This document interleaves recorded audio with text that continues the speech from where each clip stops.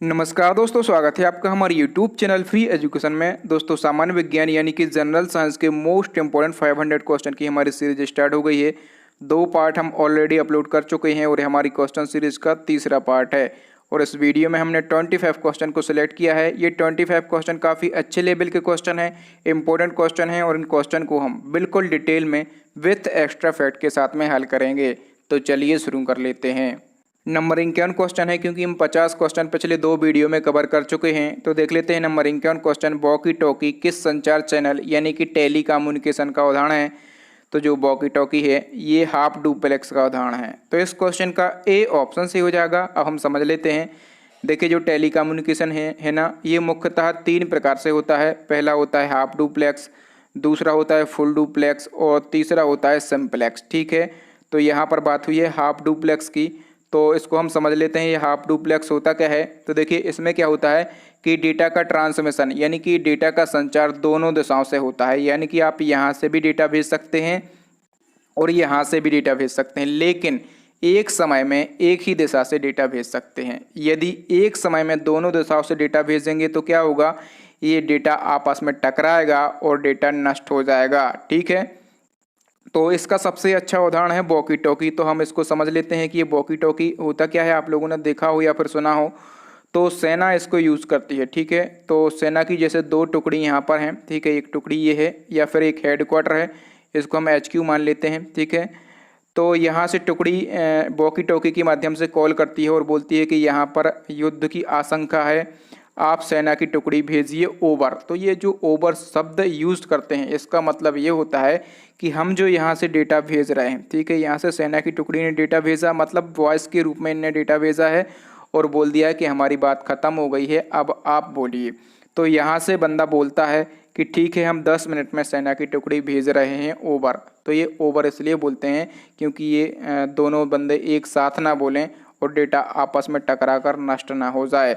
तो आशा करते हैं आप हाफ डुप्लेक्स समझ गए होंगे। आगे के क्वेश्चन में हम फुल डुप्लेक्स और सिंप्लेक्स को समझने वाले हैं। तो चलिए नेक्स्ट क्वेश्चन देख लेते हैं। नंबर 52 क्वेश्चन है, निम्नलिखित में से कौन पूर्ण द्वैत संचार या फिर इसको बोलते हैं फुल डुप्लेक्स? तो फुल डुप्लेक्स का उदाहरण हमें बताना है। तो यहाँ पर फुल डुप्लेक्स का उदाहरण है टेलीफोन पर बातचीत करना। तो इस क्वेश्चन का डी ऑप्शन से हो जाएगा। ये जो पूर्ण द्वैत संचार या फिर फुल डुप्लेक्स होता है, इसमें क्या होता है, तो इसमें जो डेटा का संचरण है ये दोनों दिशाओं से हो सकता है। मतलब यहाँ से भी आप डेटा भेजो और यहाँ से भी आप डेटा भेजो, डेटा आपस में टकराएगा भी नहीं और नष्ट भी नहीं होगा। मतलब आपको जितना बात करना है करते रहो, सोना बाबू, लड़ाई झगड़ा जो भी करना है आप यहाँ पर कर सकते हैं।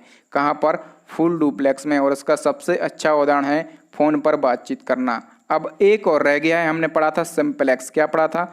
हमने बताया था ना 3 प्रकार होते हैं टेली कम्युनिकेशन के, तो एक सिंप्लेक्स रह गया है। तो ये सिंप्लेक्स क्या होता है? देखिए, इसमें क्या होता है कि इसमें डेटा का संचरण हमेशा एक ही दिशा में होता है। ठीक है, डेटा का संचरण हमेशा एक ही दिशा में होगा।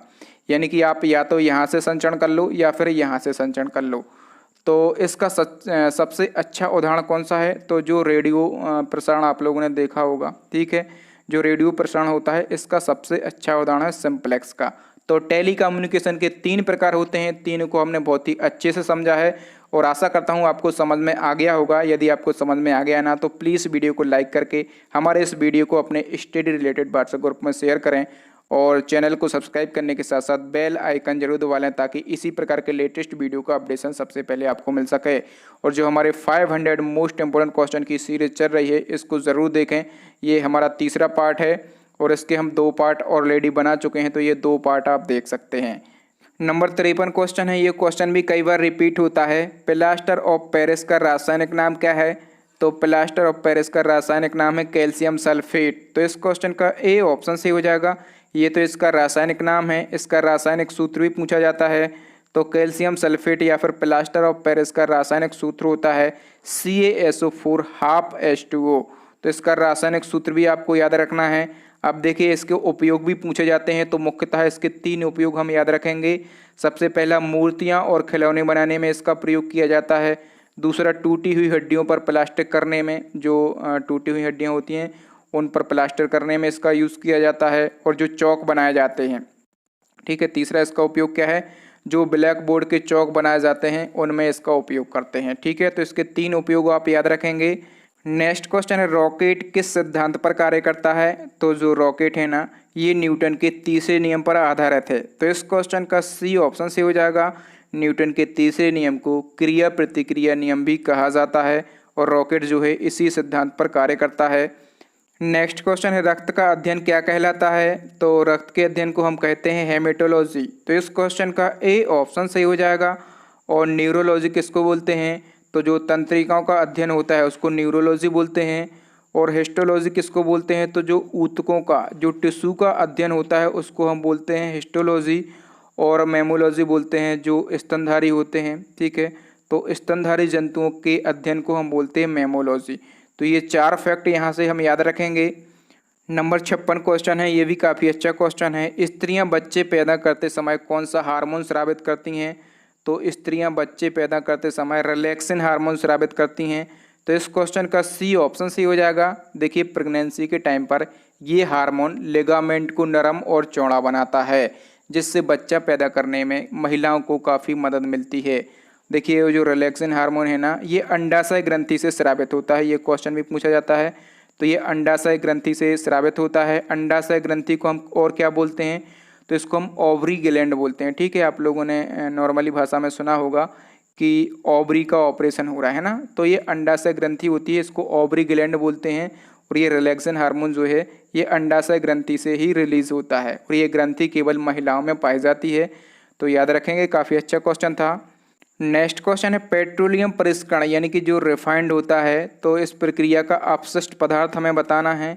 तो अपशिष्ट पदार्थ कौन कौन से हैं? केरोसिन है, मैराफिन, इसको हम मोम भी बोलते हैं, और गैसीलिन। ठीक है, तो ये सभी रिफाइंड के बाद अपशिष्ट पदार्थ हैं। तो इस क्वेश्चन का डी ऑप्शन सही हो जाएगा।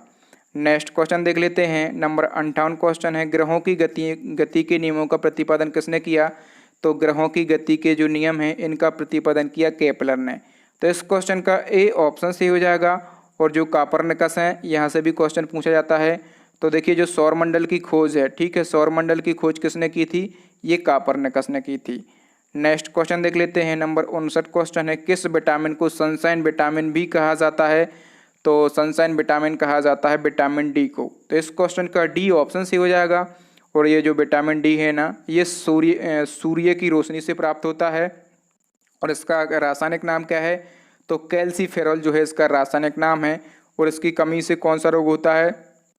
तो इसकी कमी से रिकेट्स रोग हो जाता है।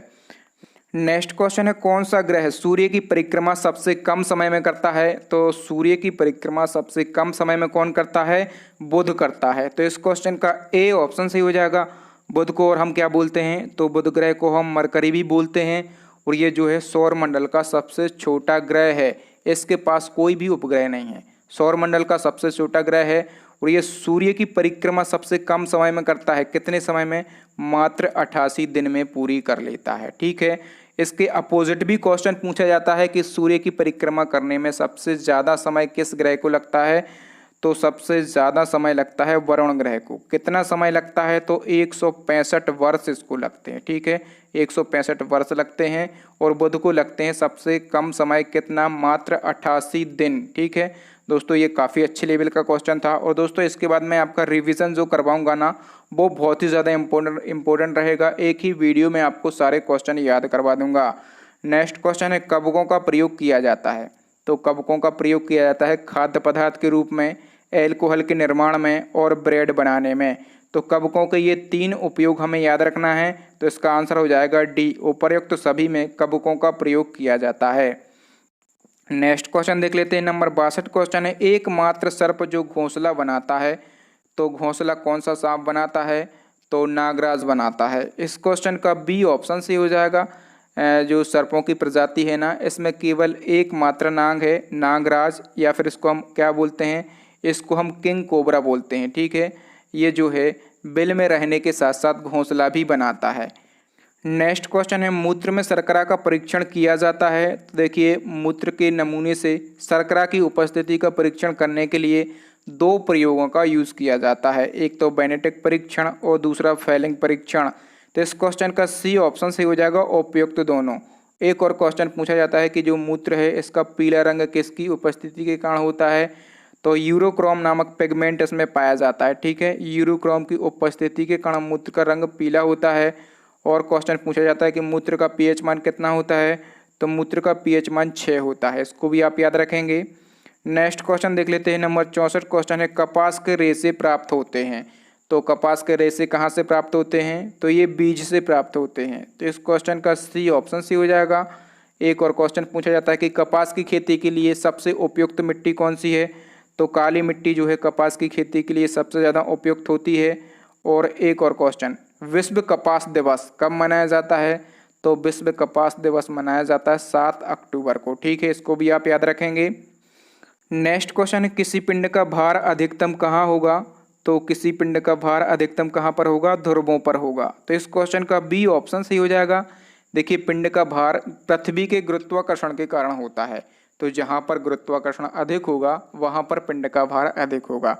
तो ध्रुवों पर पिंड का भार अधिक होगा, इसका मतलब क्या है कि यहाँ पर गुरुत्वाकर्षण भी अधिक होगा। नंबर 66 क्वेश्चन है, अमीबा अपने भोजन का पाचन कहाँ करता है। मोस्ट इंपॉर्टेंट क्वेश्चन है ये, प्रीवियस रेलवे का जो ALP का एग्जाम हुआ था वहाँ पूछा गया था। तो अमीबा अपने भोजन का पाचन करता है खाद्य रिक्तिका में। ठीक है, इसको फूड वैक्यूल भी बोलते हैं, और यहीं पर जो है अमीबा अपने भोजन का पाचन करता है। एक और क्वेश्चन पूछा जाता है कि जो अमीबा है ये मूवमेंट कैसे करता है, मतलब एक जगह से दूसरी जगह कैसे जाता है, तो ये स्यूडोपोडिया के माध्यम से जाता है। ठीक है, इसको आप याद रखेंगे, स्यूडोपोडिया, या फिर इसको झूठे पैर भी कहा जाता है। ठीक है, इसी के माध्यम से जो अमीबा है ये मूवमेंट करता है। नेक्स्ट क्वेश्चन है, निम्न में से किस जीव में रक्त नहीं होता परंतु वह शोषण करता है। ये क्वेश्चन डायरेक्टली पूछा जाता है। तो रक्त नहीं होता फिर भी शोषण करता है, हाइड्रा। तो इस क्वेश्चन का सी ऑप्शन से हो जाएगा। हाइड्रा जो है किस संघ का जंतु है, तो ये जो है निडेरिया संघ का जलीय जंतु है। ठीक है, निडेरिया संघ का जलीय जंतु है, और ये ताजे पानी में पाया जाता है, इसको याद रखेंगे। नेक्स्ट क्वेश्चन है, मोस्ट इंपोर्टेंट क्वेश्चन है, हीमोग्लोबिन में सम्मिलित धातु है।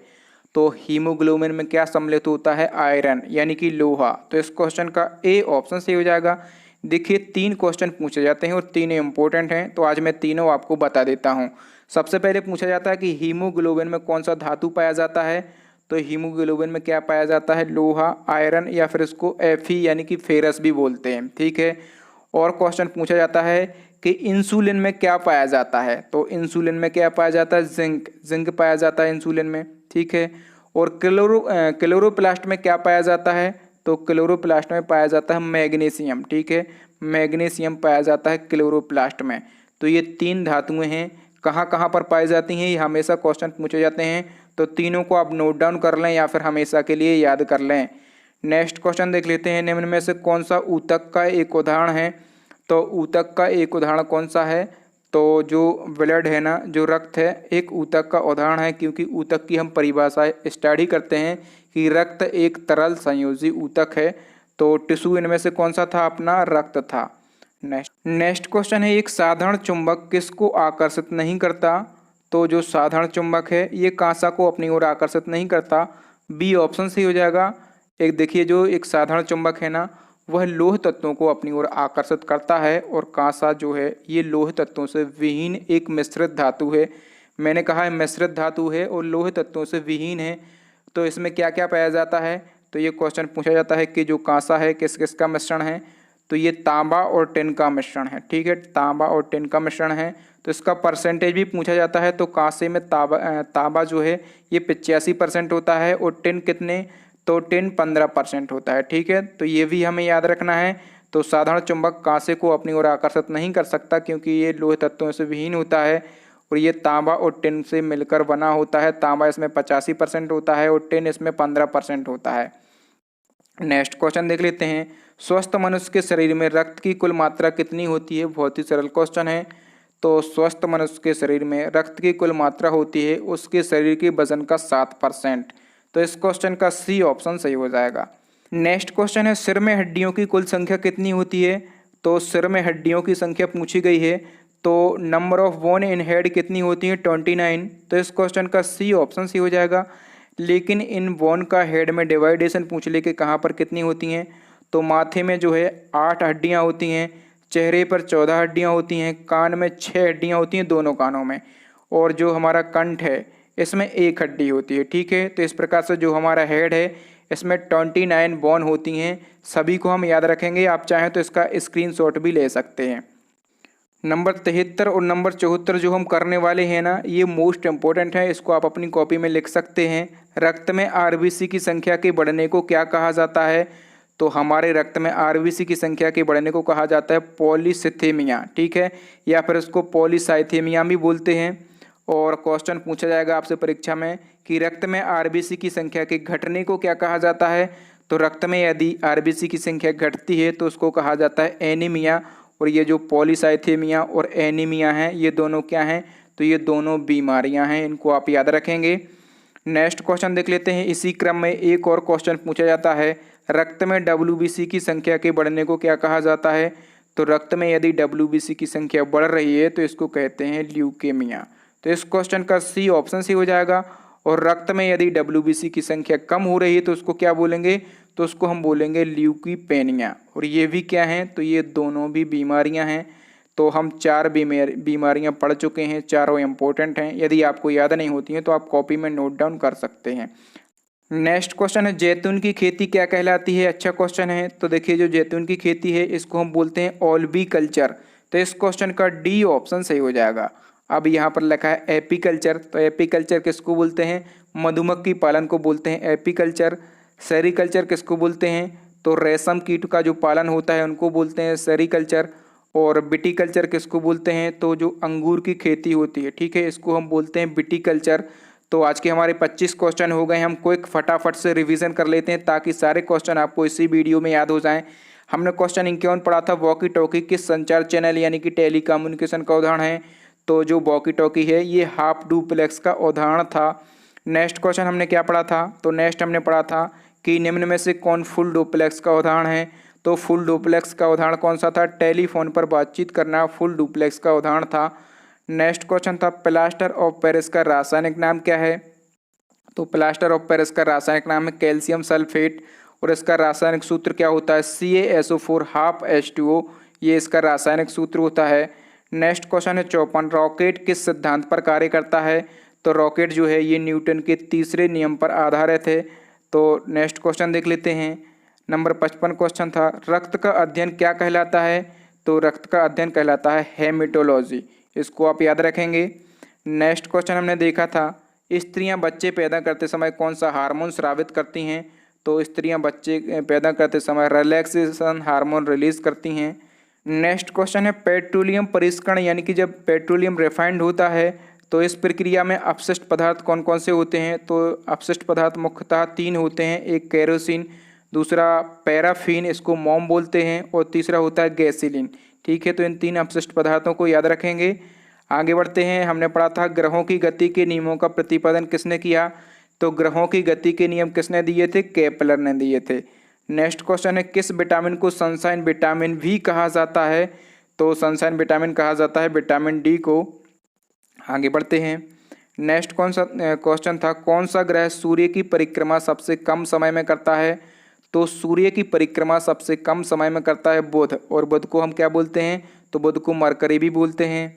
नेक्स्ट क्वेश्चन, कवकों का प्रयोग, हमने कवकों का प्रयोग देखा था। तो कवकों का प्रयोग 3 जगह करते हैं, खाद्य पदार्थ के रूप में, एल्कोहल के रूप में, और ब्रेड बनाने में। तो ये कवकों का प्रयोग हमने देख लिया।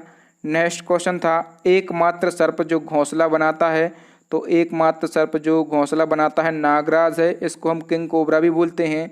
नेक्स्ट क्वेश्चन था, मूत्र में शर्करा का परीक्षण, मूत्र में शुगर का हम कैसे परीक्षण करते हैं? तो 2 विधियों से करते हैं, एक तो बेनेटिक परीक्षण और दूसरा फेलिंग परीक्षण। तो ये दोनों हमें याद रखेंगे। नेक्स्ट क्वेश्चन है, कपास के रेशे प्राप्त होते हैं? तो कपास के रेशे कहाँ से प्राप्त होते हैं? बीज से प्राप्त होते हैं। ठीक है। नेक्स्ट क्वेश्चन था, किसी पिंड का भार अधिकतम कहाँ पर होगा? तो किसी पिंड का भार अधिकतम ध्रुवों पर होता है। नेक्स्ट क्वेश्चन था हमारा, अमीबा अपना भोजन कहाँ पचाता है? तो जो खाद्य रिक्तिका होती हैं इसको हम फूड वैक्यूल भी बोलते हैं। तो यहाँ पर अमीबा अपने भोजन का पाचन करता है। नेक्स्ट क्वेश्चन था, निम्न में से किस जीव में रक्त नहीं होता परंतु वह श्वसन करता है? तो हाइड्रा में रक्त नहीं होता फिर भी वह श्वसन करता है।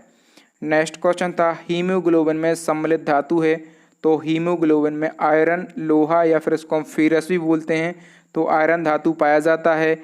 नेक्स्ट क्वेश्चन है निम्न में से कौन सा एक ऊतक का उदाहरण है, तो जो हमारा ब्लड है ये ऊतक का उदाहरण है। नेक्स्ट क्वेश्चन देख लेते हैं, नंबर 70 क्वेश्चन है एक साधारण चुंबक किसको आकर्षित नहीं करता, तो कांसा को आकर्षित नहीं करता क्योंकि जो कांसा है इसमें लोहे की उपस्थिति नहीं होती।